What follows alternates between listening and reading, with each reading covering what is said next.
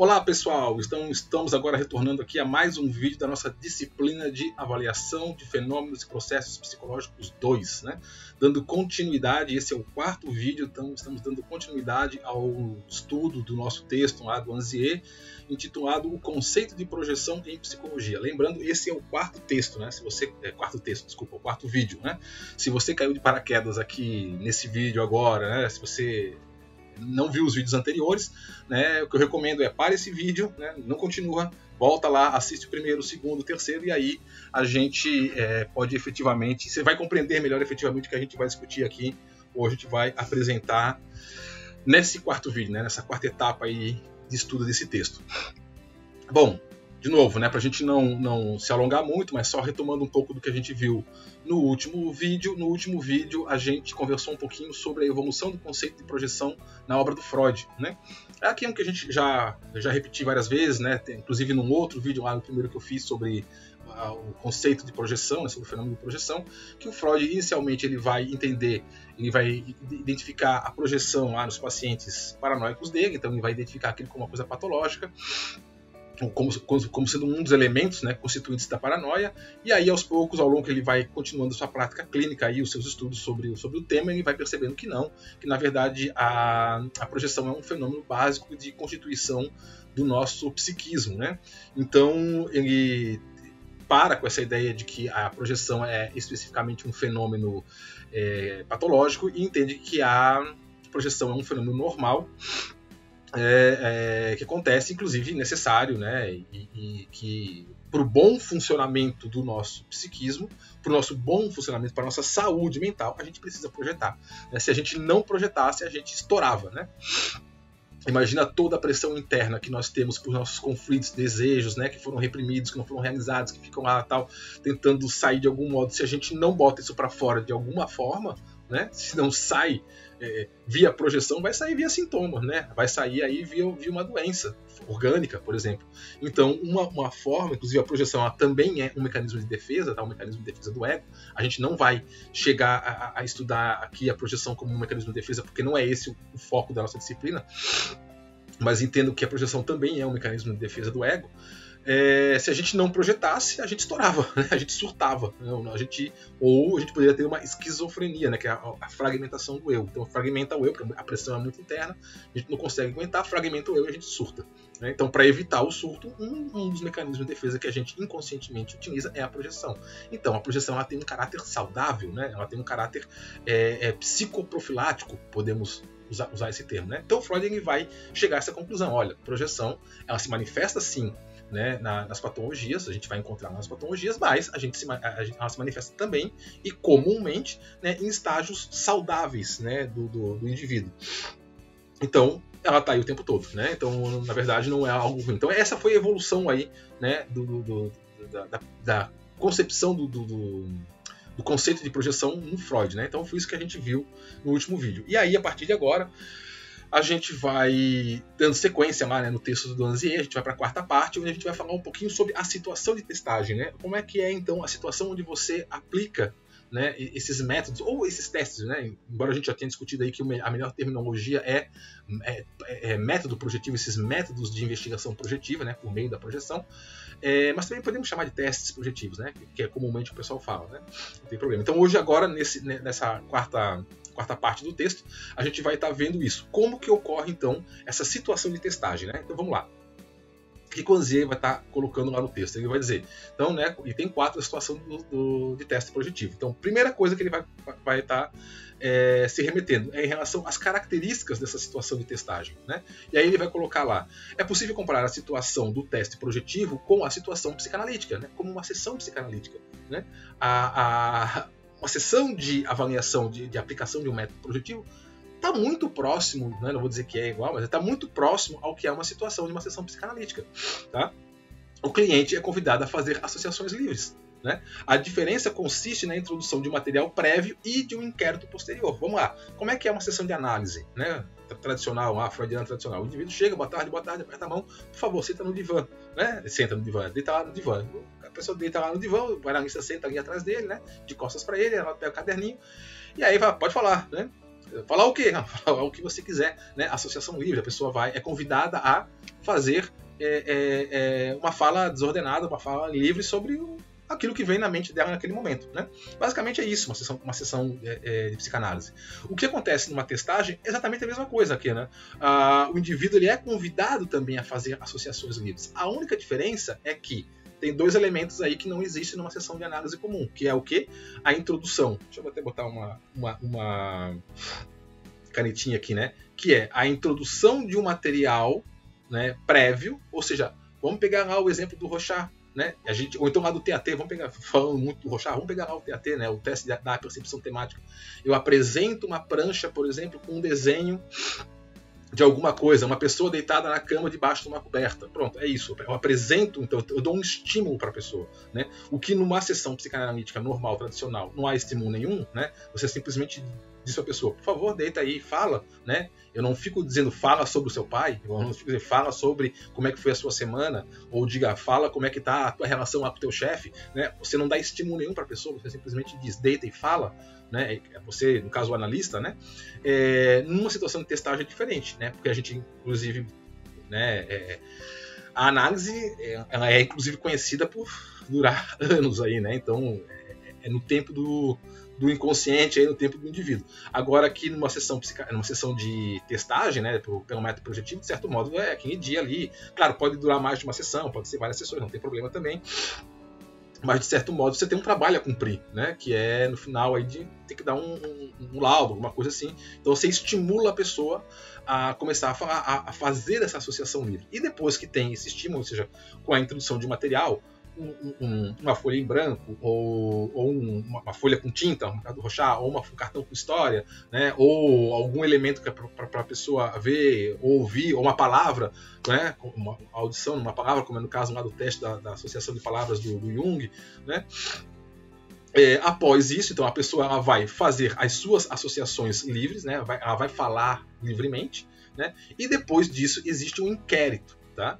Depois que a pessoa terminou de falar, então, o que você está vendo aqui? Estou vendo isso e aquilo. Ok, beleza. Numa sessão psicanalítica, deu o horário, você diria, ok, obrigado, até a próxima semana, né? E vai lá. E aí isso vai fazendo até que o analista efetivamente interpreta alguma coisa e dá uma devolutiva lá para o cliente, né? Na sessão de método de avaliação pelo método projetivo, não é assim. Terminada a fala, né? Terminada a parte, ou a etapa ali das associações livres de quem está sendo avaliado, no momento final, no momento posterior, o que a gente tem é o inquérito, né? Aí é onde se tem uma conversa com a pessoa a respeito daquelas respostas que ela deu, né? Eu não vou entrar aqui muito em detalhes, né? Porque, de novo, esse vídeo aqui é público, né? Tá na internet, então eu não vou dar muitos detalhes de como é que é feito esse inquérito. Eu vou deixar para falar isso posteriormente, quando a gente estiver internamente entre a gente, né? Tendo a aula aí mais fechada. E mostrar um teste específico, alguma coisa assim, mas o inquérito basicamente você questiona o avaliando sobre as respostas que ele deu. Por quê, como, onde, quando, de que modo, né? São questões que você vai tentando aprofundar aquela resposta que ele deu. Alguns exemplos aí eu já dei em vídeos anteriores, né?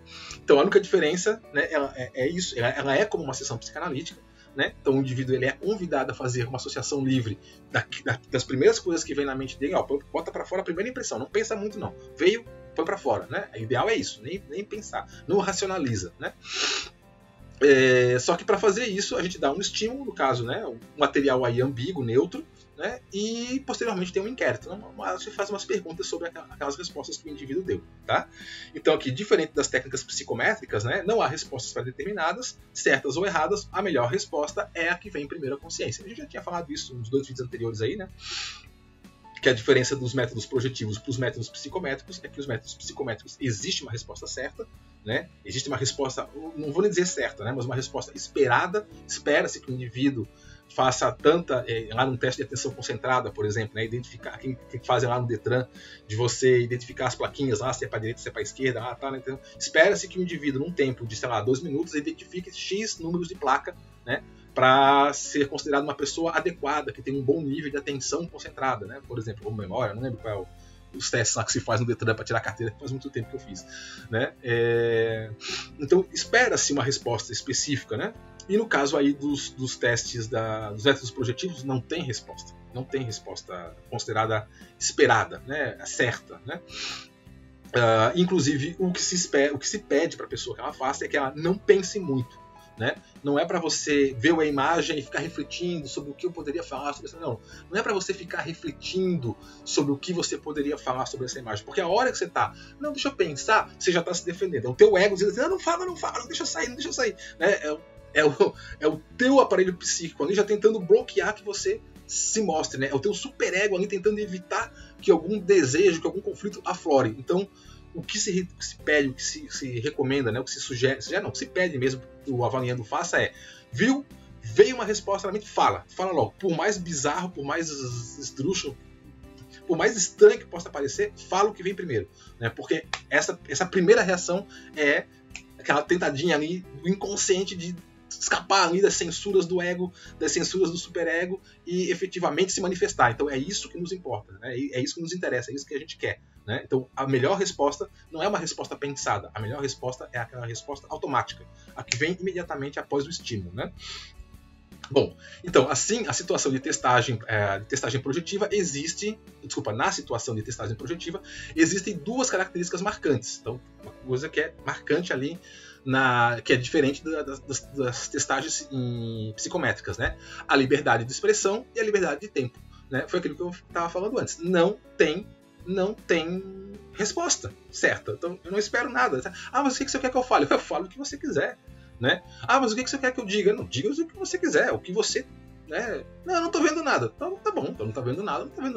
Bom, isso é uma resposta. Não ver nada também é uma resposta, né? Você vai interpretar por que a pessoa se bloqueou ali a tal ponto de não ver nada. Então, inclusive, não ver nada, não dizer nada, também é resposta, tá? Então, a pessoa não foge de um método projetivo, porque fazendo ou não fazendo, tá dizendo alguma coisa, né?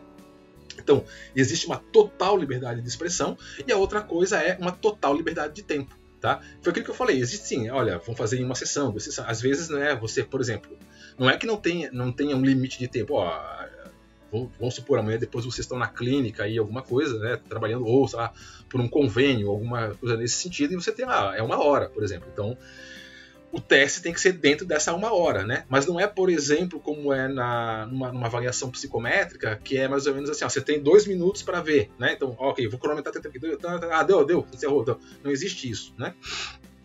O tempo é livre e tal, claro, não é, vou ficar o dia inteiro aqui fazendo.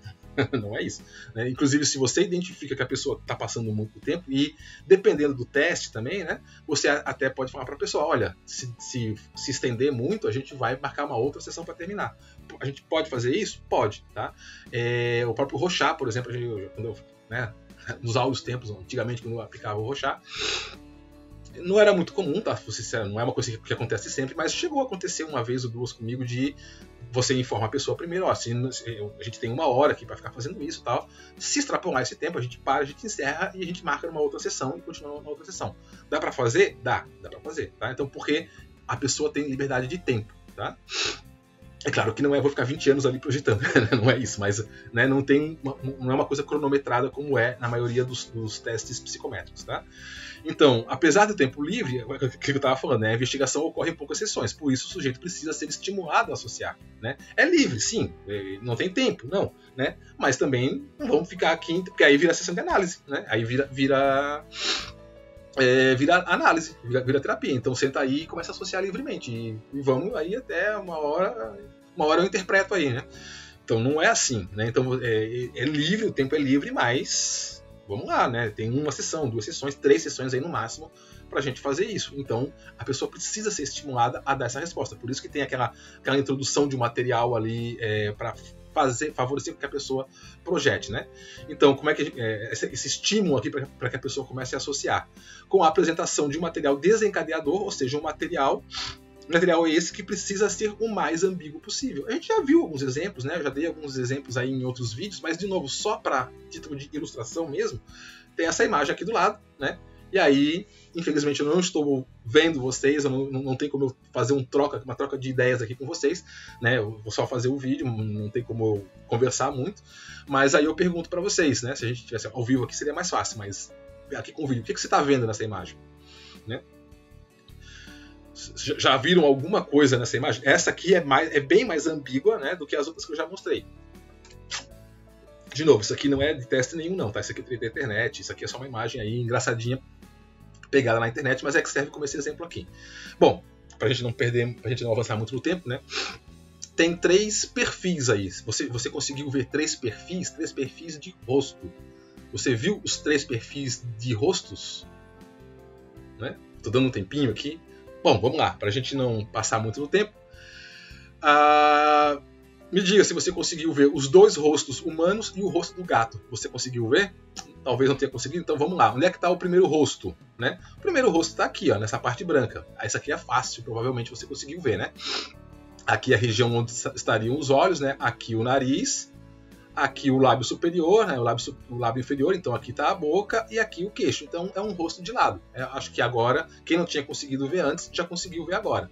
Onde é que está o segundo rosto? O segundo rosto está aqui, nesse espaço preto. Ó, né? Aqui está digamos assim, um pedacinho do cabelo. Não sei se vocês conseguem, não sei se a imagem para vocês dá para ver. Para mim aqui ela está meio em uma tonalidade diferente, né? Aqui teria tipo, sei lá, sobrancelha, uma coisa assim. Aqui esse contorno do nariz, né? Aqui o nariz mesmo, a pontinha do nariz. Aqui o lábio superior, aqui o lábio inferior, né? Então aqui está a boca, aqui o queixo e aqui o pescoço, né? Então aqui a gente tem uma outra face. E onde é que está o gato? Conseguiram ver o gato já? Se não conseguiram ver o gato, aqui está ele, na parte branca, né? Se vocês observar aqui, ó, é a orelha, aqui é a parte de trás da cabeça, aqui é a orelha, aqui é a parte de cima da cabeça, aqui é a região dos olhos, aqui o focinho, né? O nariz aqui, a boca deve estar mais ou menos nessa região, aqui é a parte do queixo do gato, o pescoço e o corpo dele aqui, ó. Né? Então veja, agora você olhando assim, com certeza você olha e você vê, tranquilo, tem duas faces ali e um perfil de um gato, né?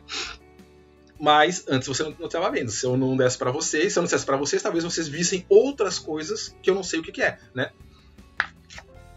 De novo, isso aqui não é uma testagem, isso aqui não é uma prancha de nenhum teste, é só uma brincadeira, mas é esse exemplo de coisa aqui, é uma coisa ambígua. Vocês provavelmente, quando viram pela primeira vez, talvez tenham conseguido ver esse rosto aqui, porque ele é relativamente evidente, né? Mas as outras, a face da pessoa aqui e a face do gato, provavelmente você não viu, né? Porque são imagens que estão mais confundidas aí, né? Ou será que você viu o gato primeiro? Ou será que você viu, né, as 2 pessoas primeiro? Né? Dependendo do que você viu, isso está falando da sua personalidade? Né? Bom, brincadeiras, mas também não é tão brincadeira assim não, porque realmente tem um fundinho de verdade nisso, né? A primeira coisa que você olha, você enxerga, tá falando alguma coisa aí. O que tá falando? Sei lá, vai pra terapia e descobre. Né? Mas isso aqui é só um exemplo de como é que acontece, né? Então o material é ambíguo que desencadeia e a pessoa começa a falar, tá? Bom, então o indivíduo, ele essa é uma frase do Sartre, né, mas encaixa bem aqui. Ele é condenado a ser livre, né, a ser livre ali na sessão. Então, olha, fala o que você quiser, tem o tempo que você quiser. Então, ou seja, não tem pressão nenhuma. Né, dá uma liberdade total para o sujeito. Mas, na verdade, essa liberdade total, ela desencadeia uma angústia. Né, porque é muito mais difícil você fazer o que você quiser, né, do que você fazer aquilo que você é mandado. Né? Vocês vão perceber isso quando vocês forem fazer o TCC. Sempre acontece, né? Quando chega no TCC, fala assim, professor, tem que fazer um trabalho sobre o quê? Sobre o que você quiser. Né? E a pessoa fica lá 3 meses até decidir o tema do TCC, porque ela é livre para fazer o que ela quer. E quando se é livre, a gente trava, né? Mobiliza angústias.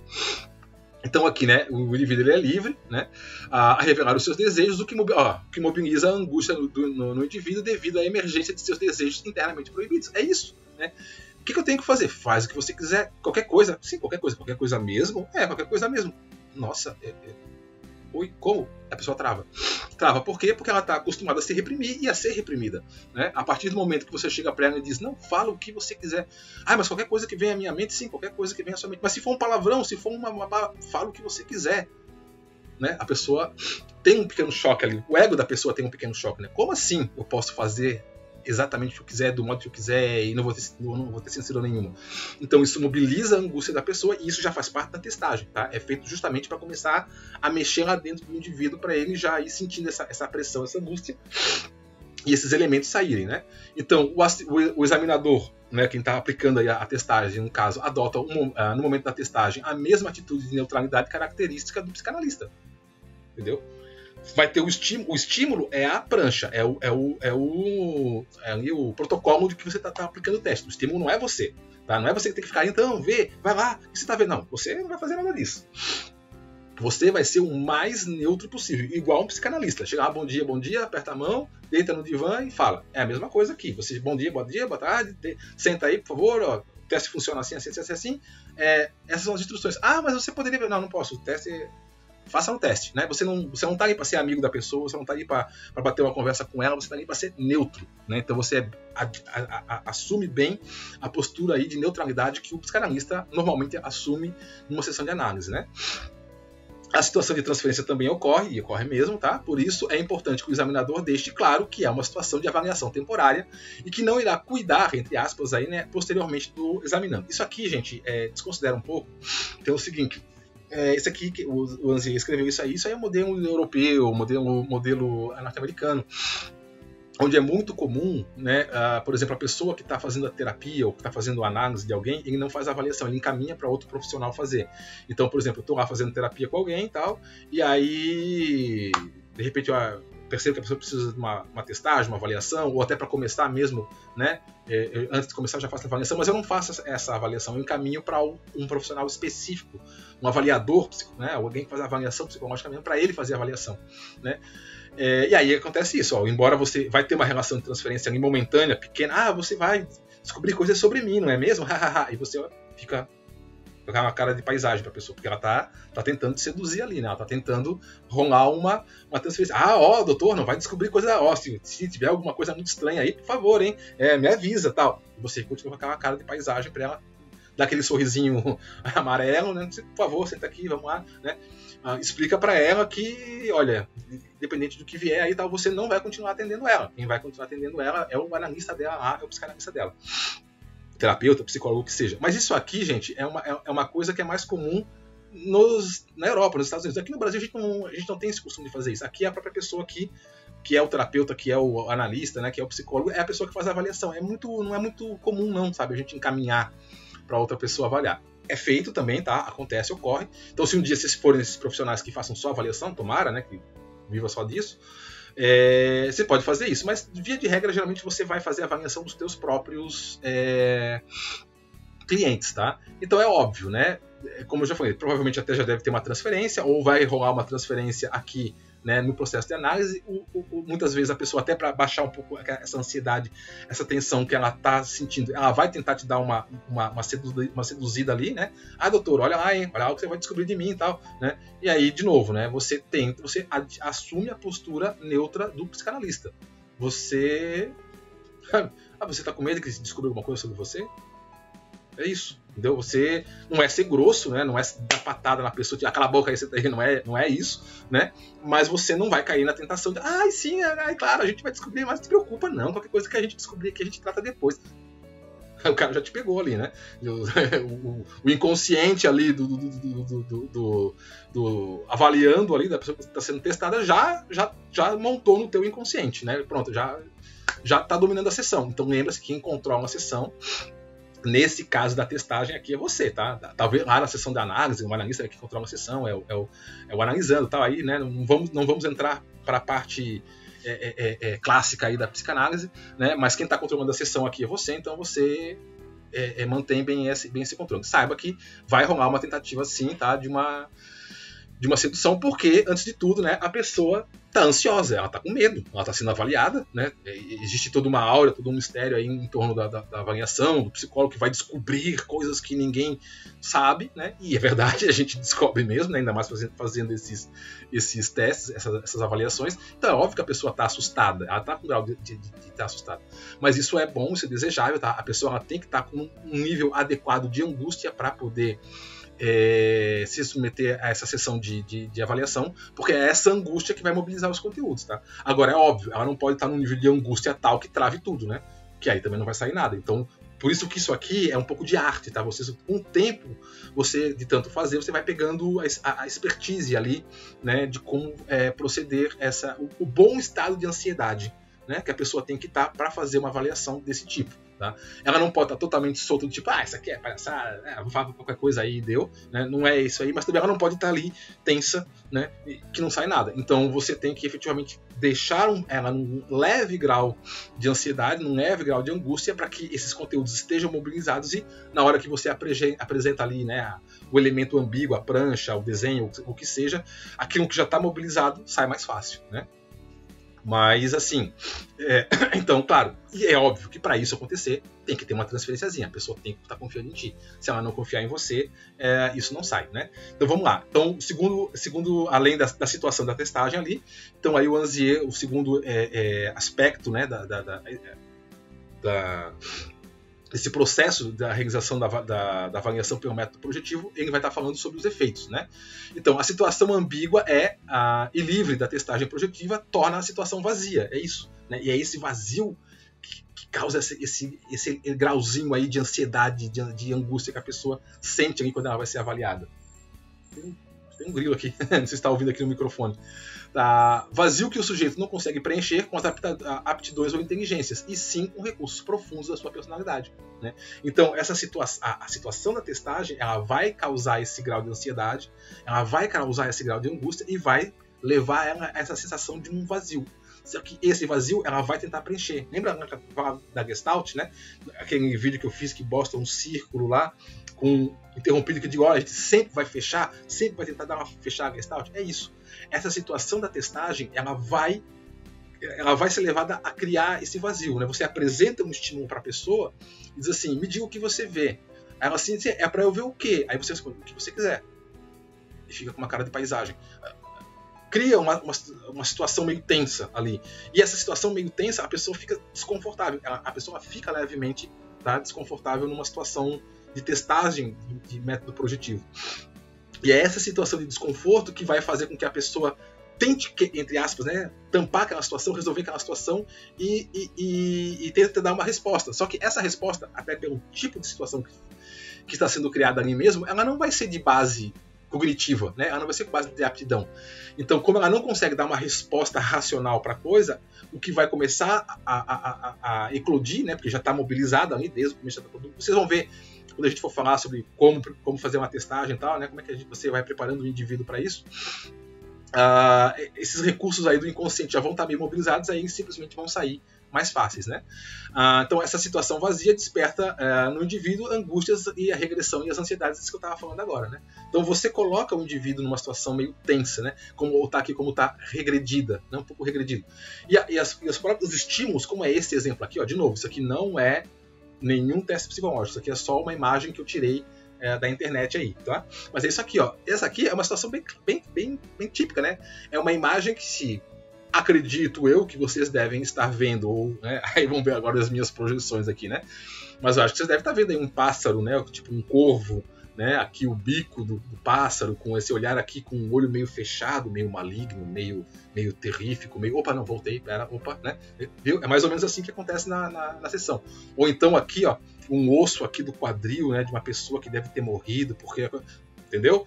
Essa situação um pouco tensa, né? Que o indivíduo olha, isso dá um impacto, ele olha para essa imagem e tem um impacto, né? Esse impacto mobiliza alguma coisa nele, ele não consegue dar uma resposta inteligente, né, ou cognitiva, e aí sai. Quando sai, essas primeiras respostas é onde vai estar ali o que mais interessa pra gente, que vai ser ali as manifestações mesmo do inconsciente, tá? Então, na situação de testagem, ocorre uma regressão psíquica.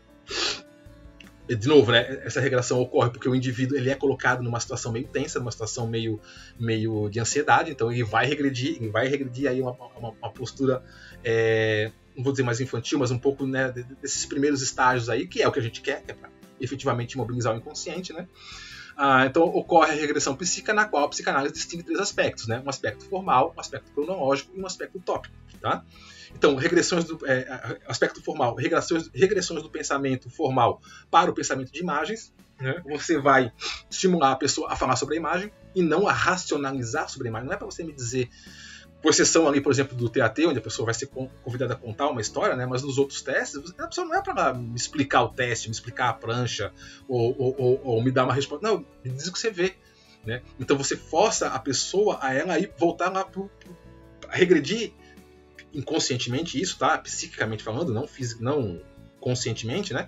Regredir aqueles estágios, por exemplo, da infância, onde basicamente a comunicação era via imagem, ou até regredir o estágio inconsciente mesmo, tipo sonho, onde a comunicação é feita via imagem, né? Então você vai forçar a pessoa a ter que se expressar, se falar sobre a imagem, e não sobre conceitos, né? Ou não sobre aspectos teóricos, e sim sobre uma imagem, né? Então você regride ela formalmente.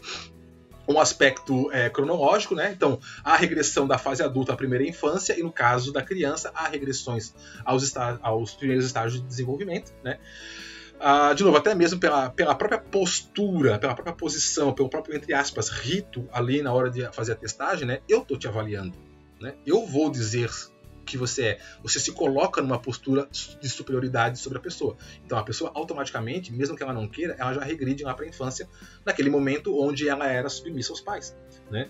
Meu pai está dizendo, as coisas aqui vão funcionar como eu quero. Na sessão de testagem, você está dizendo, a sessão aqui vai funcionar como eu quero. Vou te apresentar um teste e você vai falar sobre o que você está vendo. Eu vou te apresentar uma prancha, você vai falar, eu vou anotar e depois vai ter um inquérito, né? Se a pessoa tenta dar, vamos supor, você pega aí alguém mais meio perverso, né? Alguém ali meio, né?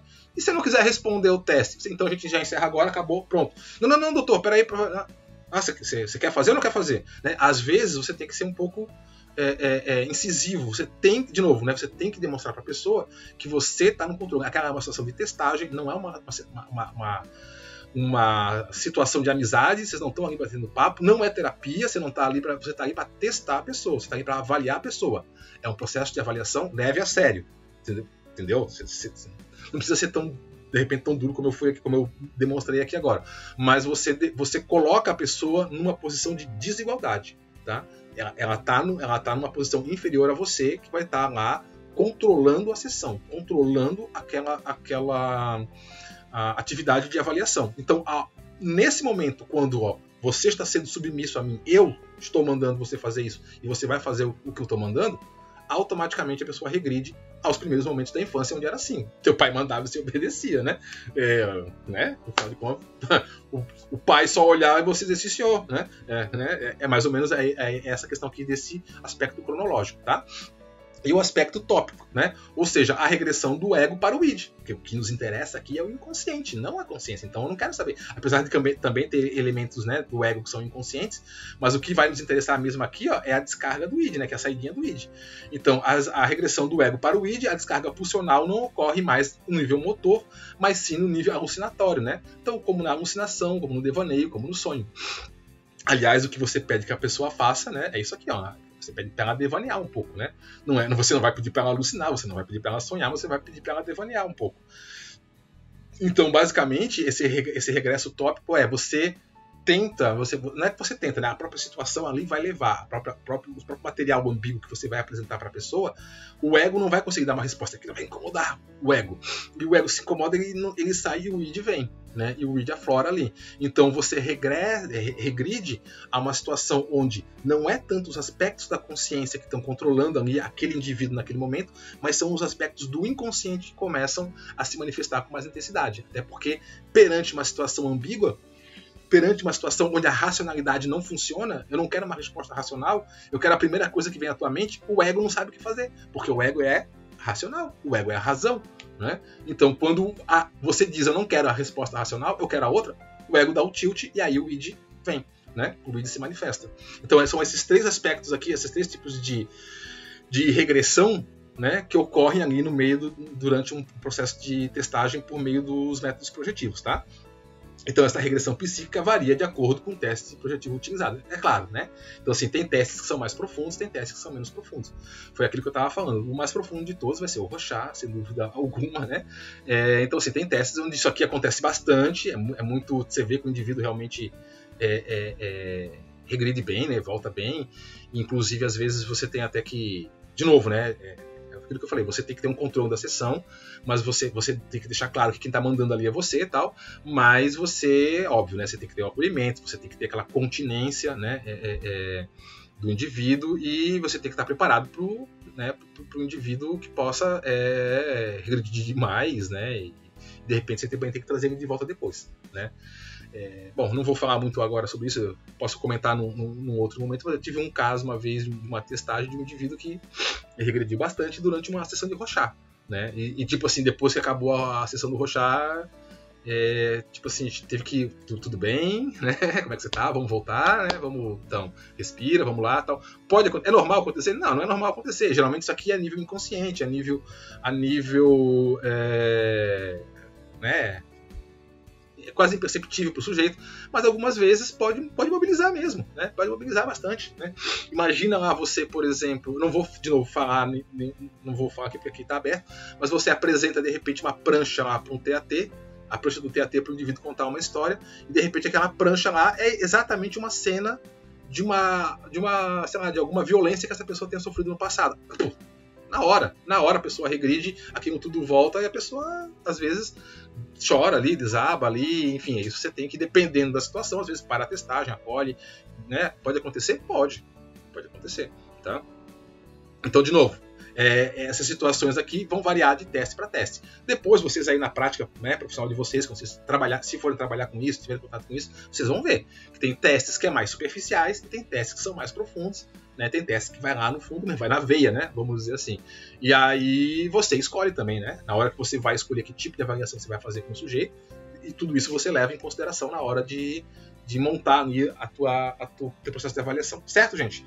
Então, por hoje é isso, por enquanto é só. Então a gente encerra aqui, né, a quarta etapa do texto do Anzier. E agora mais um videozinho, a gente mata com a quinta etapa, que agora não me lembro, mas, né, já. Inclusive vou deixar um link aqui, acho que aqui em algum lugar, ou aqui embaixo, né, em algum lugar, do próximo vídeo, tá bom? Então a gente se vê no próximo vídeo, e aí a gente encerra esse texto. Um abraço para todo mundo e tchau!